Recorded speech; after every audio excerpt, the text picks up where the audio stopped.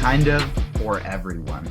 And so we can maybe take it with Steve and Brian first, then I'll get Mark and Bobby after. But I'm curious, Cars came out in 2006. This is a franchise over 15 years running now. What is it about the Cars franchise that has hooked viewers for so long and draws specifically the four of you to the project? So I'll start with Steve. We all started on it. So we were there even back beyond the 15 years we were working on the first movie. So we sort of gotten used to these characters, and they're sort of ingrained in us. And I don't know, I think the characters are very charming. I think we understand the archetypes that they represent, and we want to follow them where they go. And if we can kind of create a new wrinkle in our stories to entertain the audience, I think it helps refresh the franchise. So we're happy to revisit it. Yeah, they're like family to us.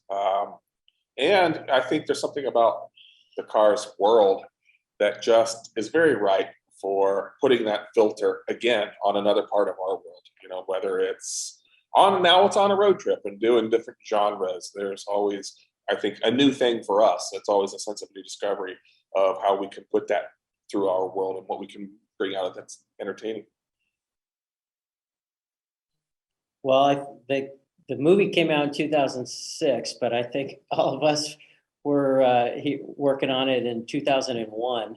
So it's really, 20-something years that we've been a part of it. And I think as Brian and Steve said, there's something very kind of universal and archetypical in both these characters and the friendship that they have and the types of people that they are, that just kind of resonates and is familiar. And you can see yourself or somebody else in each of these characters that you know. And they're both just lovable and charming. So yeah. It's also exciting. I mean, I noticed you've got a Spider-Man statue in your background, and that character's been around for decades, right? And one of the fun things to do and on opportunities for us is when you create characters and worlds that resonate with folks is to be able to keep exploring where they can go and their personalities and their relationships. And it's both a challenge and an opportunity. And I think that's what this offered us. I think that makes a lot of sense. And leading off of that, I will pose this to Mark, but if anyone else has an answer, feel free to chime in as well. I love the interconnectivity of the shorts, and it also makes me curious, what went into the decision-making process of deciding to go with animated shorts as opposed to another Cars movie? Well, from the jump, I guess a couple of years ago, we were kind of wondering or thinking about what we could do next with this franchise. And at the same time, this wonderful new platform called Disney Plus came out and allowed for a different kind of storytelling, something that we're all kind of watching. We're all streaming shows right now. And so from the get-go, the idea was, let's try storytelling and episodic storytelling. And so that was kind of a unique opportunity from the jump. And I've been a fan of watching some shows that were kind of short form episodic, and I loved how it felt as a viewer to watch something kind of small and like consume it. That felt great. And then go, I just want to do another. It was great, right? It's like eating a plate full of brownies that you cut up in little pieces and probably ate the whole plate before you knew it. It just feels satisfying in such a different way, and it was a chance to do that on Disney Plus that we couldn't do in a feature. I think that makes complete sense. And Brian, I'll direct this one to you. I talked earlier with Larry, and he mentioned how something that's so great about the Cars franchise is there's stuff for kids, there's stuff for adults. And my personal favorite aspect of the shorts was how each episode kind of seemed to have a message, a moral of the story, if you will. Was that a conscious effort to plug one in per episode of like, this is kind of what we're teaching today, or did that just kind of flow with the plot? I'm actually going to, if you don't mind, redirect this to Steve as the writer. He's better suited to answer the question. My next question's for Steve too. So that means, Steve, you got a lot of work to do today. Okay, I'm going to dominate the rest of this interview. But no, I hear what you're saying, and it's funny because I don't know that we felt like we were plugging in a message in each one. I think what our mandate was, we felt like we wanted to celebrate the friendship between these characters. And, if something came out of that reinforces, the idea of friendship, or, some aspect of reaching out beyond your comfort zone or things like that, I think they sort of fell in organically as we were working on these episodes, because we kind of came at them initially as what's the most fun thing to do? And then how do we just make sure we're celebrating this friendship enough? So I think if there's something that feels like a message, it came into the process as we were developing these shows. That makes sense. And my next question for you, Steve, is how did your career in kind of video game creation and helping start that from scratch, how did that help, and how does that translate to writing a TV show? I don't know that it's one is exactly like the other. I've worked in different kinds of storytelling over my career. I've been an illustrator. I've worked on comics.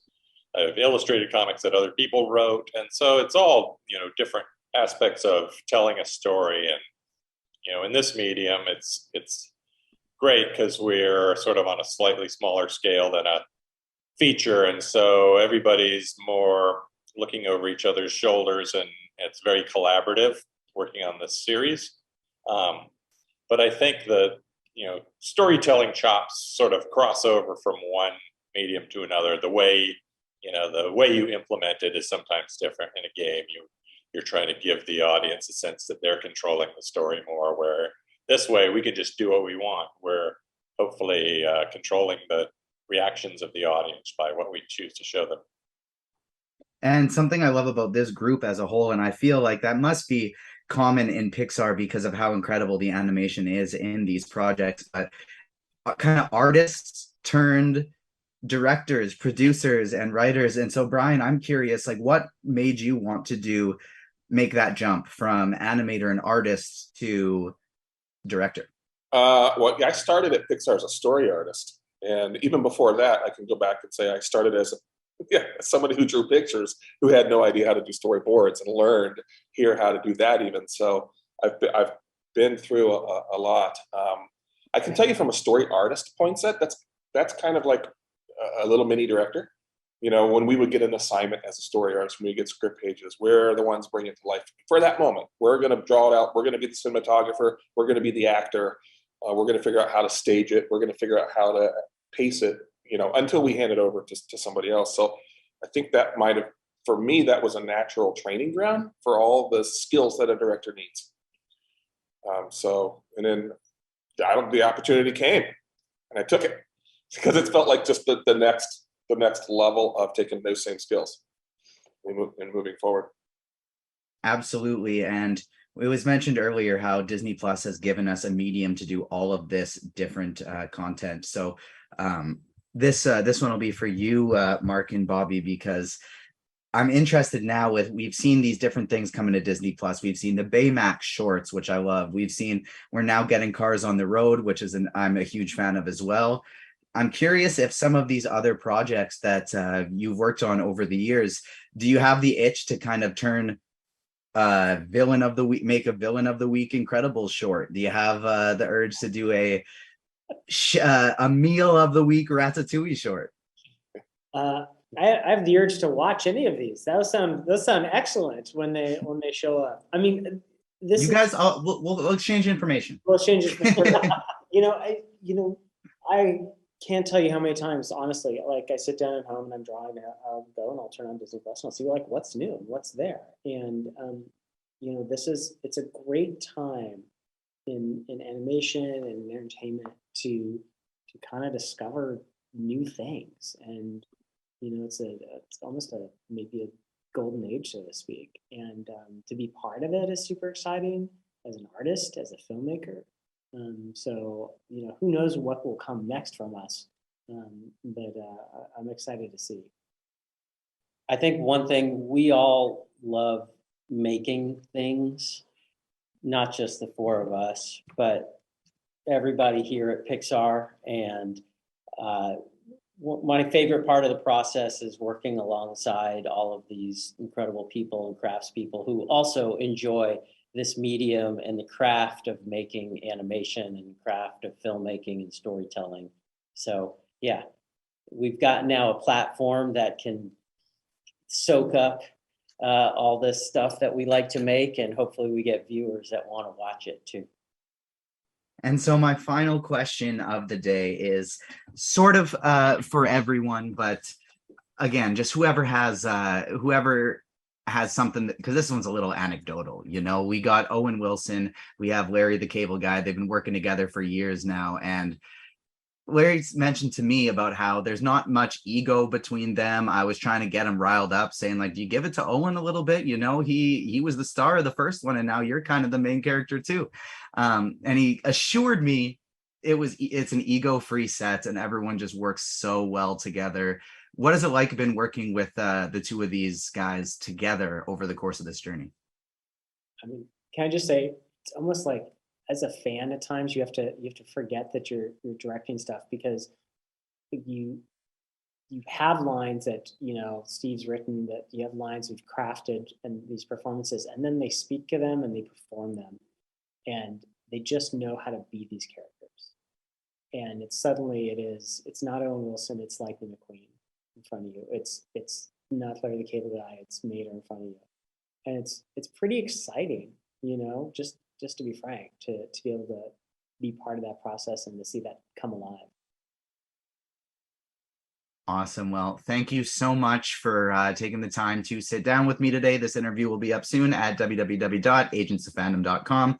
Check out Cars on the Road, coming soon to Disney Plus.